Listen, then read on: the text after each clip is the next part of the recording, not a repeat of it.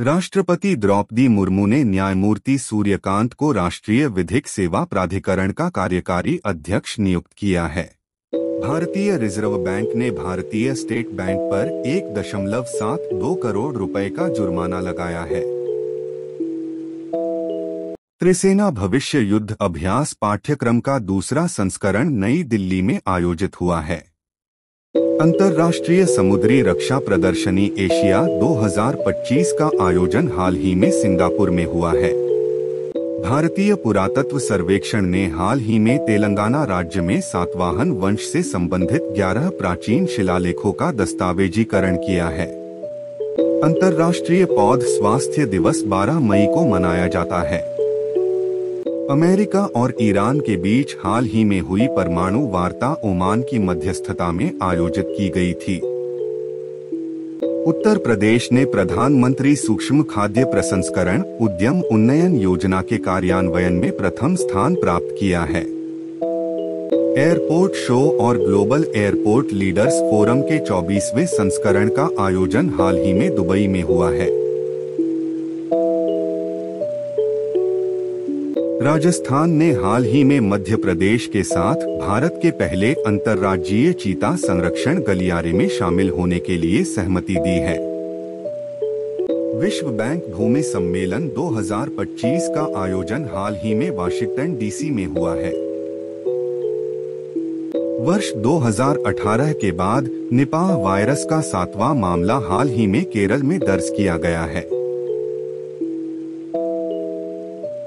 हाल ही में सीमा सड़क संगठन का 66वां स्थापना दिवस मनाया गया है।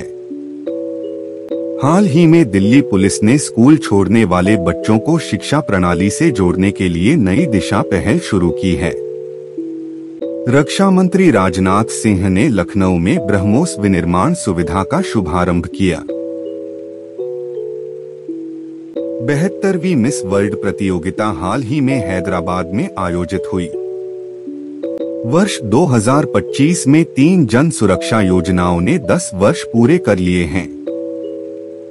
हाल ही में भारत सरकार ने स्टारलिंक को सैटेलाइट आधारित इंटरनेट सेवा की मंजूरी दी। झारखंड ने गांवों में रहने वाले रक्षा कर्मियों को संपत्ति कर से छूट दी है। हाल ही में भूटान पर्यटन में क्रिप्टो भुगतान को एकीकृत करने वाला पहला देश बना है। ब्रिटेन में स्थायी निवास के लिए आवश्यक निवास अवधि को बढ़ाकर 10 वर्ष कर दिया गया है। झारखंड सरकार का लक्ष्य वर्ष 2027 तक 4 गीगावाट सौर ऊर्जा विकसित करने का है। राजकोषीय स्वास्थ्य सूचकांक 2025 में ओडिशा शीर्ष पर है।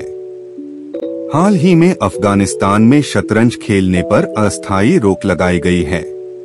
8वां संयुक्त राष्ट्र वैश्विक सड़क सुरक्षा सप्ताह 2025 का थीम जीवन के लिए सड़कें, पैदल चलना और साइकिल चलाना सुरक्षित बनाए हैं।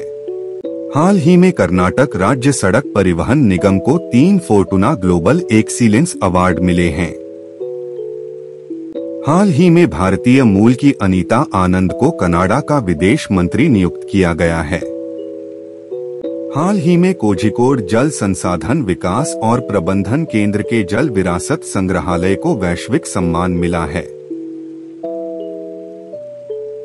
हाल ही में केंद्र सरकार ने 23 सितंबर को आयुर्वेद दिवस के रूप में आधिकारिक रूप से घोषित किया है।